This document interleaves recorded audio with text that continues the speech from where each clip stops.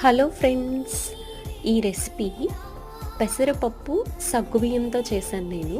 ఇది శరీరానికి చాలా చలువ చేస్తుంది. ఈ రెసిపీ మనకి బాగా వేడిగా ఉన్నప్పుడు ఈ రెసిపీని మనం తింటే మన శరీరంలో ఉన్న వేడంతా తగ్గిపోతుంది. ఈ రెసిపీ చేసుకోవడం చాలా ఈజీ.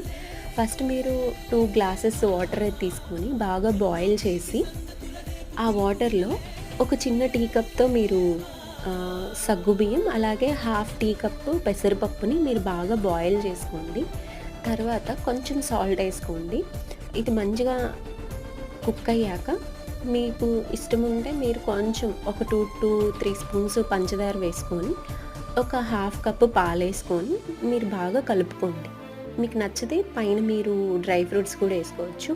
ఇది పాయసం కాదండి, ఇది ఒక కిచడీ టైప్ రెసిపీ. శరీరంలో వేడి తగ్గిస్తుంది.